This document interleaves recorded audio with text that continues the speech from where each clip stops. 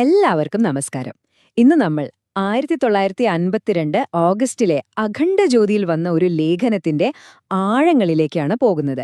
സ്ത്രീകളുടെ സ്ഥാനത്തെക്കുറിച്ച് വളരെ ഗൗരവമായി സംസാരിക്കുന്ന ഒരു ഭാഗമാണിത്. നിങ്ങൾ ചിന്തിക്കുന്നുണ്ടാവാം, ഇത്രയും പഴയൊരു ലേഖനത്തിന് ഇന്നത്തെ കാലത്ത് എന്ത് പ്രസക്തിയാണുള്ളതെന്ന്, അല്ലേ? പക്ഷെ നമുക്ക് നോക്കാം ഇതിലെ ഓരോ ആശയവും ഇന്നും എത്രത്തോളം പ്രാധാന്യമർഹിക്കുന്നുവെന്ന്. ഒന്ന് നോക്കൂ, ഈ ലേഖനം തുടങ്ങുന്നത് തന്നെ എത്ര ശക്തമായൊരു വാക്യത്തിലാണെന്ന്. സ്ത്രീയെ മനുഷ്യരാശിയുടെ തന്നെ സൃഷ്ടാവായിട്ടാണ് ഇവിടെ കാണുന്നത്. അവളുടെ ആ സൃഷ്ടിപരമായ കഴിവിന്റെ മഹത്വം നമ്മൾ മനസ്സിലാക്കണം എന്നാണ് പറയുന്നത്. ഇതിൽ നിന്ന് തന്നെ നമുക്ക് ഈ വിശകലനത്തിന്റെ ഒരു ദിശാബോധം കിട്ടും. അപ്പോ എന്തൊക്കെയാണ് നമ്മൾ ഇതിൽ കാണാൻ പോകുന്നതെന്ന് നോക്കാം. നമ്മൾ സ്ത്രീയുടെ ദൈവികമായ പങ്കിൽ നിന്ന് തുടങ്ങും. പിന്നെ സമൂഹം വരുത്തിവെക്കുന്ന തെറ്റുകളെക്കുറിച്ച് സംസാരിക്കും. അതിനുശേഷം ഗായത്രി മന്ത്രത്തിൽ ഒളിഞ്ഞിരിക്കുന്ന ജ്ഞാനത്തെക്കുറിച്ചും നാരിശക്തിയുടെ പ്രഭാവത്തെക്കുറിച്ചും അവസാനം ഒരു രാജ്യത്തിന്റെ യഥാർത്ഥ സമ്പത്ത് എന്താണെന്നതിനെക്കുറിച്ചും മനസ്സിലാക്കും. നമ്മുടെ ആദ്യത്തെ ഭാഗത്തെ കടക്കാം. ദൈവിക സൃഷ്ടാവ്. വെറുതെ ജന്മം നൽകുക എന്നതിലപ്പുറം ഒരമ്മ എങ്ങനെയാണ് ഒരു കുട്ടിയുടെ ആദ്യത്തെ ഗുരുവാകുന്നതെന്നും ഒരു വ്യക്തിയുടെ ജീവിതത്തിൽ അമ്മയുടെ പങ്ക് എത്രത്തോളം ആഴമേറിയതാണെന്നും ഈ ഭാഗം വിശദീകരിക്കുന്നു. ഈ ലേഖനത്തിന്റെ ഒരു ആണിക്കല്ല് എന്ന് പറയാവുന്ന ഒരു വാക്കാണ് നിർമ്മാത്രി. ഇതിനർത്ഥം സൃഷ്ടാവ് എന്നാണ്. അതായത് സ്ത്രീ വെറുമൊരു ജീവദാതാവ് മാത്രമല്ല, മാനുഷിക മൂല്യങ്ങളുടെയും സംസ്കാരത്തിന്റെയും ശില്പി കൂടിയാണ്. തലമുറകളെ തന്നെ വാർത്തെടുക്കുന്നവൾ എന്ന വലിയൊരു ഉത്തരവാദിത്തം ഈ വാക്കിലുണ്ട്. അഖണ്ഡ ജ്യോതിയിലെ ആത്മീയ ഗവേഷണം അനുസരിച്ച് ഒരമ്മയുടെ സ്വാധീനത്തെ നമുക്ക് മൂന്നായി തിരിക്കാം. ഒന്നാമതായി, സ്വന്തം ശരീരത്തിൽ നിന്ന്, സ്വന്തം രക്തത്തിൽ നിന്ന് കുഞ്ഞിന് രൂപം നൽകുന്നു. രണ്ടാമതായി, ആ കുഞ്ഞിന്റെ ആദ്യത്തെ ഗുരുവായി മാറുന്നു, ലോകത്തെ ആദ്യമായി കാണിച്ചുകൊടുക്കുന്നു. പിന്നെ മൂന്നാമത്തേത്, ഒരുപക്ഷെ ഏറ്റവും പ്രധാനപ്പെട്ട കാര്യം, അമ്മയുടെ ചിന്തകളും മൂല്യങ്ങളും ആ കുട്ടിയുടെ സ്വഭാവത്തെയും ഭാവിയെയും തന്നെ രൂപപ്പെടുത്തുന്നു. പക്ഷേ ഇത്രയും മഹത്തായ ഒരു സ്ഥാനത്തെ സമൂഹം തിരിച്ചറിയാതെ പോകുമ്പോൾ എന്താണ് സംഭവിക്കുക? ലേഖനം അതിനെ വളരെ ശക്തമായിട്ടാണ് വിശേഷിപ്പിക്കുന്നത്. സമൂഹം സ്വയം ഏൽപ്പിക്കുന്ന മുറിവ് എന്ന്. എന്താണ് ആ പ്രത്യാഘാതങ്ങളെന്ന് നമുക്ക് നോക്കാം. എന്തൊരു ശക്തമായൊരു ഉപമയാണെന്ന് നോക്കൂ. സ്വന്തം കാലിൽ തന്നെ കോടാലി കൊണ്ട് വെട്ടുന്നത് പോലെയാണ് സ്ത്രീകളെ പിന്നോട്ട് വലിക്കുന്നത് എന്ന്. അതായത് സ്ത്രീകളുടെ പുരോഗതിയെ തടസ്സപ്പെടുത്തുന്നത് വഴി സമൂഹം യഥാർത്ഥത്തിൽ സ്വയം മുറിവേൽപ്പിക്കുകയാണ് ചെയ്യുന്നത്. ഈ 2 ചക്രങ്ങളിലുള്ള രഥം എന്ന ആശയം ചിന്തിച്ചു നോക്കൂ. ഒരു രഥത്തിന് 2 ചക്രങ്ങളുണ്ട്, അല്ലേ? ഒന്ന് വലുതും ഒന്ന് ചെറുതുമായാൽ ആ വണ്ടി എങ്ങോട്ടെങ്കിലും പോകുമോ? ഇല്ല. അതുപോലെയാണ് സമൂഹവും. പുരുഷനും സ്ത്രീയും എന്ന 2 ചക്രങ്ങളും ഒരുപോലെ ശക്തമായാൽ മാത്രമേ സമൂഹമാകുന്ന രഥം മുന്നോട്ട് കുതിക്കൂ. ഈ വിലക്കുകളൊക്കെ എവിടെ നിന്നാണ് വരുന്നത്? ഉറവിടം പറയുന്നത് അത് അവിശ്വാസത്തിൽ നിന്നും പേടിയിൽ നിന്നുമാണെന്നാണ്.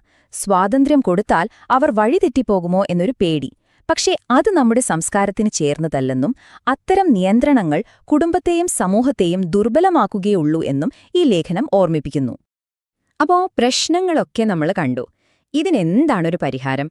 അതിനുള്ളൊരു വഴിയാണ് ലേഖനം ഇനി പറയുന്നത്.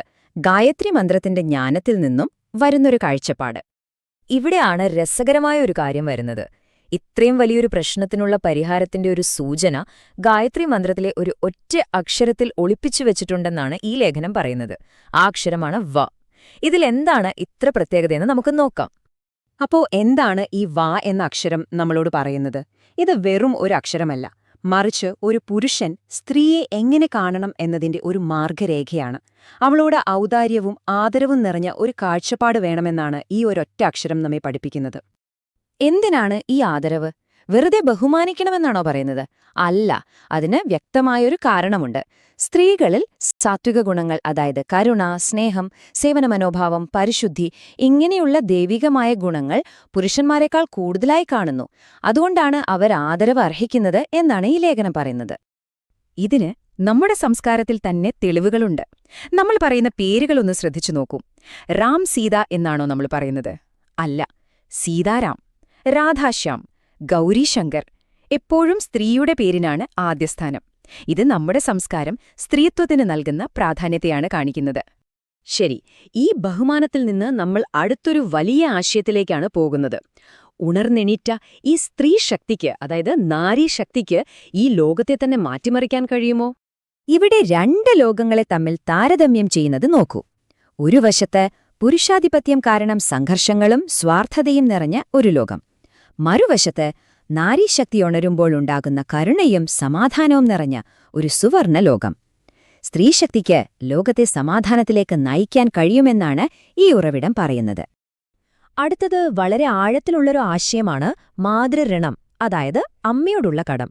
പക്ഷെ ഇത് നമ്മൾ പണം കൊടുത്ത് തീർക്കുന്ന കടം പോലെയല്ല. ഒരമ്മ നൽകുന്ന ജീവനും ഒരു ഭാര്യ നൽകുന്ന പിന്തുണയ്ക്കും അവരുടെ ത്യാഗങ്ങൾക്കും പകരമായി നമ്മൾ എന്ത് തിരികെ കൊടുത്താലും അത് മതിയാവില്ല.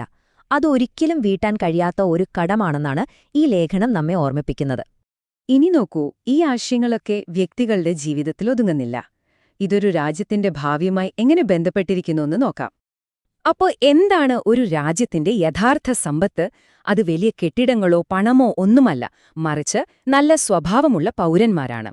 അത്തരം പൗരന്മാരെ വാർത്തെടുക്കാൻ ആർക്കാണ് കഴിയുക? സംസ്കാരവും ആദരവും ലഭിച്ച അമ്മമാർക്ക് മാത്രം. അതുകൊണ്ട് ഒരു രാജ്യത്തിന്റെ അടിത്തറ അവിടുത്തെ സ്ത്രീകളാണ്. ഇവിടെയാണ് ഈ ലേഖനം വളരെ പ്രധാനപ്പെട്ട ഒരു വ്യത്യാസം വരച്ചു കാണിക്കുന്നത്. പാശ്ചാത്യ ലോകം സംസാരിക്കുന്നത് സമത്വത്തെക്കുറിച്ചാണ്, അതായത് ഇക്വാലിറ്റി. എന്നാൽ നമ്മുടെ ഭാരതീയ സംസ്കാരത്തിന്റെ കാഴ്ചപ്പാട് അതിനും ഒരു പടി മുകളിലാണ്. അത് വെറും സമത്വമല്ല, ആരാധനയാണ്. അതായത് സ്ത്രീക്ക് പുരുഷന് തുല്യമായ സ്ഥാനമല്ല, മറിച്ച് അതിലും ഉയർന്ന് പൂജിക്കാൻ യോഗ്യമായ ഒരു സ്ഥാനമാണ് നൽകേണ്ടത് എന്നാണ് പറയുന്നത്.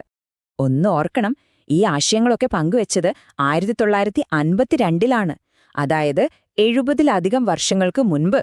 എന്നിട്ടും ഇന്നും ഇതിന് എത്രത്തോളം പ്രസക്തിയുണ്ടെന്ന് ചിന്തിച്ചു നോക്കൂ. അപ്പോ ഈ വിശകലനത്തിൽ നിന്ന് നമ്മൾ മനസ്സിലാക്കിയ പ്രധാന കാര്യങ്ങൾ എന്തൊക്കെയാണ്? ഒന്നാമതായി, സ്ത്രീ വെറുമൊരാളല്ല, അവൾ നിർമ്മാതൃയാണ്, സൃഷ്ടാവാണ്. അവളെ അവഗണിക്കുന്നത് സമൂഹത്തിന് തന്നെ ദോഷമാണ്. നമ്മുടെ സംസ്കാരം പറയുന്നത് സമത്വമല്ല, മറിച്ച് ആരാധനയോടെ സ്ത്രീകളെ കാണാനാണ്. കാരണം ഉണർന്നെഴുന്നേറ്റ് നാരിശക്തിക്ക് ലോകത്ത് സമാധാനം കൊണ്ടുവരാൻ കഴിയും. അവസാനം, ഒരു രാജ്യത്തിന്റെ യഥാർത്ഥ സമ്പത്ത് അവിടുത്തെ അമ്മമാരാണ്. അപ്പോ ഈ വിശകലനം ഇവിടെ നിർത്തുമ്പോൾ ഒരു ചോദ്യം ഞാൻ നിങ്ങൾക്ക് മുന്നിൽ വെക്കുകയാണ്. 70 വർഷം പഴക്കമുള്ള ഈ അറിവിന് ഇന്നത്തെ നമ്മുടെ ലോകത്തെ നല്ലൊരു നാളേക്ക് വേണ്ടി രൂപപ്പെടുത്താൻ എങ്ങനെ സാധിക്കും?